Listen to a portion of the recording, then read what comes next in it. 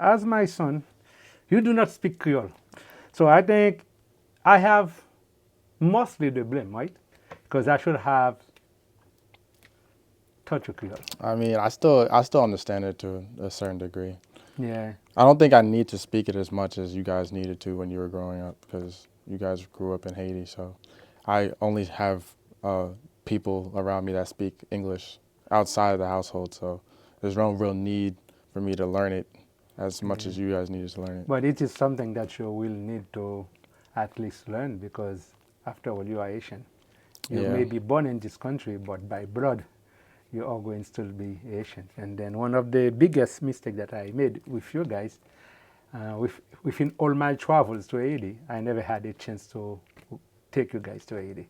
And which is something that I am willing to rectify probably in the next 2 3 years. But when I wanted to take you really to Haiti, now the situation in Haiti is like poor piece for me now to take you guys. So therefore, I am waiting probably next year or in 2 years, things might improve. Then I will do the trip with you. Okay, so let's go back to the book. So why that title, Crazy Fun Cars for Knucklehead?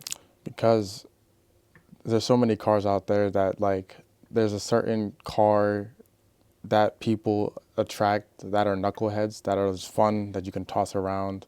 You don't have to worry about hitting a bump or a pebble as much as like a Cadillac or a Mercedes because certain people drive these cars, more younger people who don't really, care too much about gas mileage and things of that nature. That's why I said crazy fun cars for knuckleheads. So I gave the reader a first impression of the type of cars I'll be speaking of. It's not going to be high-end luxury cars. It's going to be more muscle sport cars that, younger people are going to be attracted to.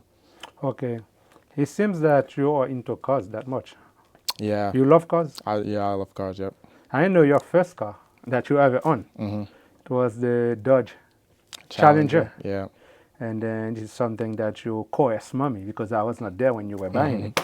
Because Yeah. I wasn't there when you were buying it. Because you knew if I was there, I would have probably put a stop to it. Because as a father, I know those type of cars for teenagers like you.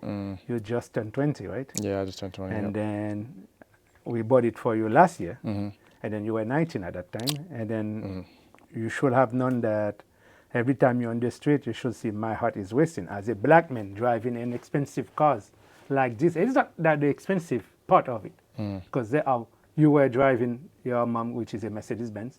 So that was not the expensive part. It is the particular that type of car that you were driving. I understand, yeah. That is a car that is very hot out there. And then, in fact, what happened to that car? Yeah, it got stolen on my driveway. That's right. Yeah. So, how did you feel when that happened? Can you tell me exactly what happened? Because I know I was on my way going to work when our neighbor called me and said, if Frantz has somebody coming over because she just saw your car pull out of the driveway. His Frantz is out. And then we call you. It is when you told me, Dad, they stole your Yeah, car. so What happened exactly? So I pretty much just like woke up. I heard you guys leave in the morning. It was like 6 in the morning. And then I just heard like a car start up and it was really like loud. So I knew it couldn't be my car. I thought it couldn't be my car because it was like, who would be driving my car at this time? So I just thought it would be like a neighbor or something. But then I was like they started revving the engine. They started pressing on the pedal. So I was like, okay, kind of sounds like my car. When you drive your car enough, you know the sound. So then I went downstairs to look and it was just not there from the window. So then I went outside through the door and I actually looked outside and then I saw tire skirts on the grass. And I was like, okay, somebody took the car. At that point, I went back inside, got my clothes on, like all my clothes on, took my mom's car key and did like a little lap around the town just to see if I could find anywhere, but they were on the highway by that point. What I was thinking was, yeah, it was stolen. I was kind of shocked at first more than really angry or sad because I wasn't really paying for it. It was mostly mommy. So, and it was fully insured. So that's why she was literally paying for everything, even the gas at some point. So that's why I was like, it was just a blessing that I could drive it for those 3 months. And yeah, I'm just happy that I had it more than anything. Yeah. So what made you decide to write that book? As you said, it is for knuckleheads. So do you think that it is something people will be interested in, reading? Yeah, I know there's a lot of people that like like me who are searching for a car, or not even searching for a car, because when I had my Challenger, I would still be on cars.com, Auto Trader, just looking at cars and seeing what they were being selling for or whatever, because I was just interested in the car market. So I know there's people out there who are interested in the type of cars they can get for certain prices and the horsepower differences and quarter mile times, 0 to 60 times and stuff of that nature. So I know there's people out there who are interested in like not high performance cars, but pretty much high performance cars for a certain budget. Okay, for certain budget. So you think that people will be buying your book?